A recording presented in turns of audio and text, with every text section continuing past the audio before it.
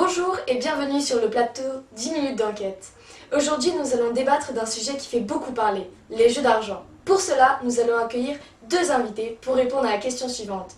Quels sont les impacts des jeux d'argent pour une population anglo-saxonne depuis 2004 à nos jours? Voici notre première invitée, je vous en prie, présentez-vous. Bonjour, je suis Chanio Cassandra, je suis ici pour représenter une association qui lutte contre les jeux d'argent. Bien, et voici notre deuxième invitée. Bonjour, Adeline Beckerich, je suis la représentante d'une entreprise de jeux d'argent. Merci d'être venu. Nous allons commencer ce débat par la question suivante. Qu'est-ce que les jeux d'argent? On vous écoute, Madame Beckerich.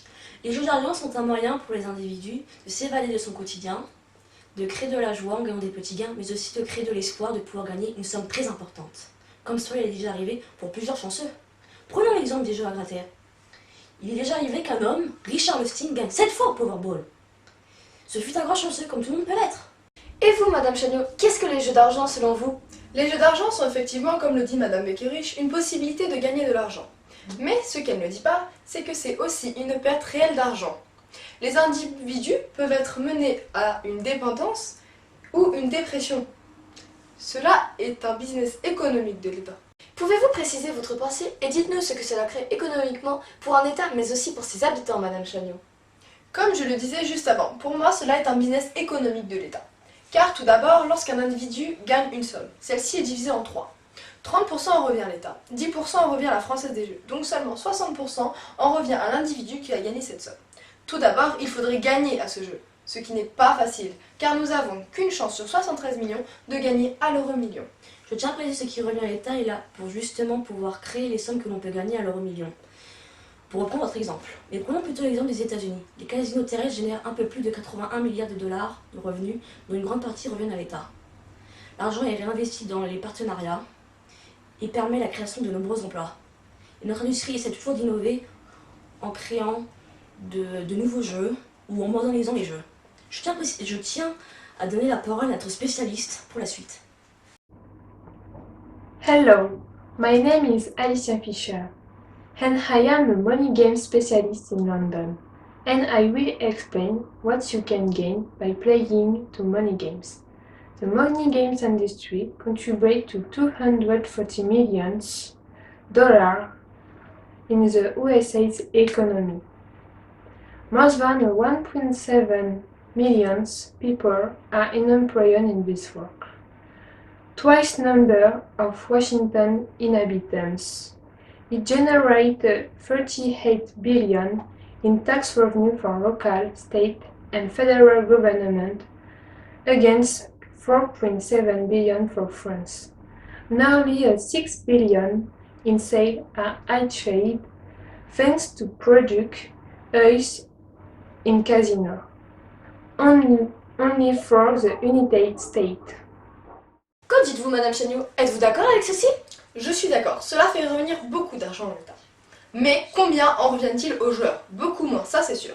Sans parler de ce que cela crée aux joueurs comme dépression.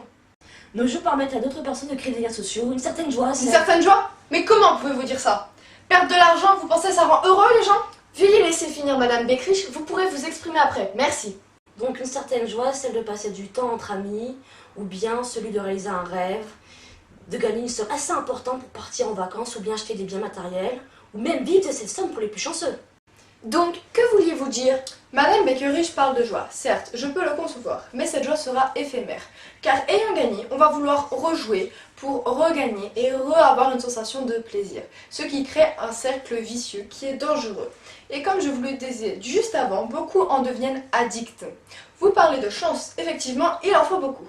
Que trouvez-vous à répondre à cela, Madame Beckerich? La chance, le hasard sont les bases des jeux d'argent. Et pour vous répondre, Madame Chagnot, il est vrai que cela crée de l'addiction chez certaines personnes, et pas chez tout le monde. Et nous y sommes pour rien. Nous vendons du bonheur, de la joie et créons des emplois. Et ce n'est pas de notre faute. Il y a des lois comme par exemple celle des moins de 18 ans. D'ailleurs, parlons-en de l'interdiction de moins de 18 ans. Qu'en pensez-vous, Madame Chagnot? Je suis pour cette loi. Néanmoins, la plupart des jeux en ligne sont joués par des mineurs. Vous et moi le savons très bien. 8% de cette population, âgée de 12 à 17 ans, ont déjà essayé d'y jouer, malgré leur accès normalement strictement interdit. Tout comme dans les tabacs, où les jeux à gratter sont vendus librement. Des lois ont été créées pour que les mineurs ne participent pas aux jeux d'argent ou achètent des jeux de grattage. Si cela est transgressé, ce n'est aucun cas notre faute, mais celui du vendeur qui n'applique pas la loi. Et pourtant, nous essayons de protéger les joueurs mineurs et adultes. Comme par exemple en 2005, en Angleterre, la législation des paris sportifs a peu modernisé et modifié les jeux. Le gouvernement britannique souhaitant ainsi protéger les adultes et les enfants de l'addiction. L'Angleterre a aussi créé le Gambling Commission qui contrôle les jeux. Tout cela pour vous dire que nos jeux sont surveillés, contrôlés par l'État, donc il n'y a pas de triche, juste du hasard. Et je rappelle que nos sites de jeux d'argent peuvent faire de la publicité que depuis 2007. Ce qui est quand même récent dans l'histoire du jeu, donc parler de manipulation est un peu fort. Cette émission prend à sa fin, merci de nous avoir regardés et à bientôt sur 10 minutes d'enquête pour d'autres débats.